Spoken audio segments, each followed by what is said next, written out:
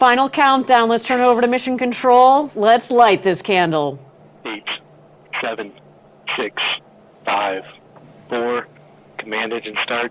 2, 1, 0. Ignition.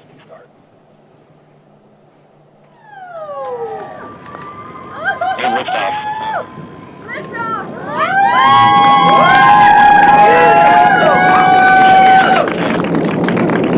New Shepard has cleared the tower. The rocket and our astronauts are heading up to space. Now you can follow along on the bottom left of your screen. The altimeter on the left. Excuse me, altimeter on the right and the speedometer on the left.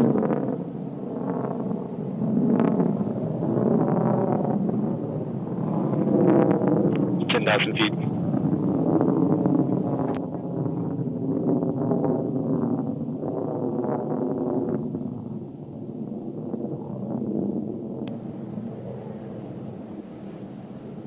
All right, as we go through this flight, there are a couple of milestones here. The first one will be max Q. That's when the dynamic pressures are the highest on the vehicle. We go from 100% power, pull it back a little bit as we go through max Q, and then ramp her back up to 100%.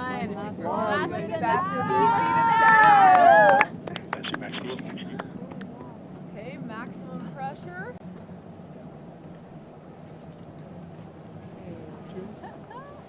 50,000 feet. Max G should be in about 10 seconds. Wow.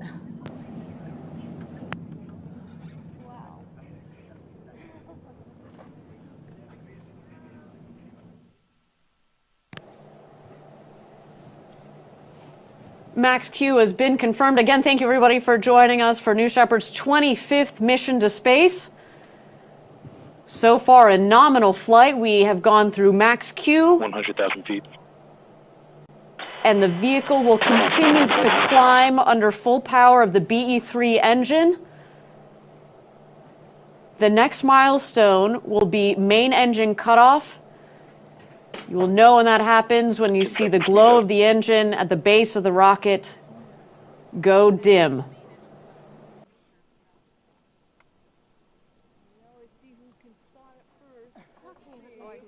You see it? Oh, Sarah wins. Sarah wins. We're in relation to the crowd. Okay, passing 50,000 feet.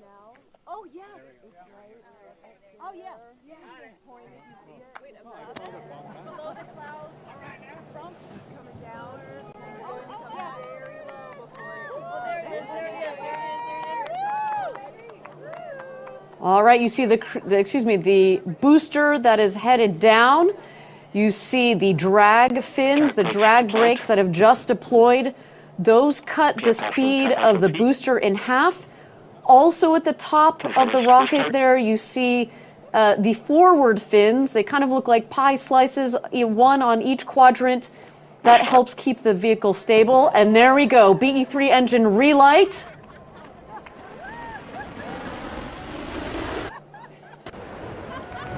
Landing gear deployed. 50 feet, 8 feet per second. Touchdown. Auto-sum started. And touchdown. Welcome home, New Shepard. What a beautiful flight to space and back for that booster.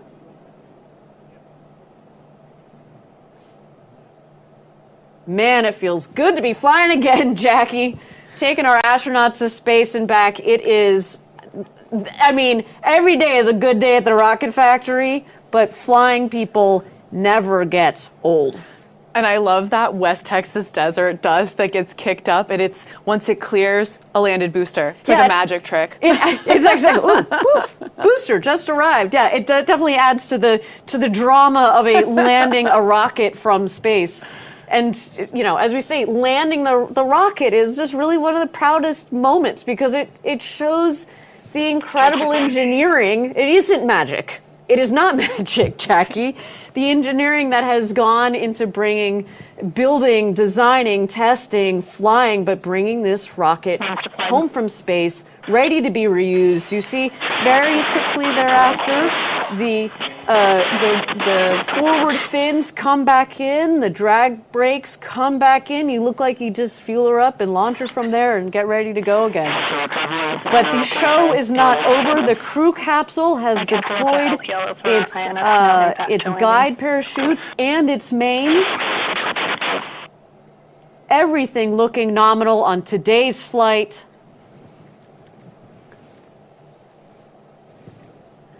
Looks like we do have 2 parachutes that have full inflation. The third is not quite fully inflated.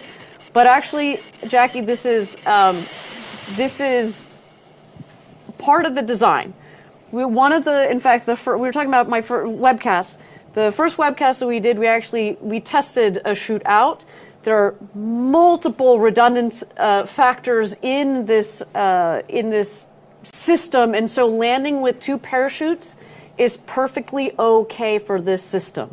You'll also see the dust take out at the base of the capsule as she comes into land. That is the air cushioning system. It's going to kick up a lot of that West Texas dust you just talked about, but it also, there it is, touchdown of the crew capsule. A beautiful flight for our rocket, for our crew capsule, for our 6 new astronauts, Mason, Sylvain, Ken, Carol, Gopi, and Ed. You are officially astronauts.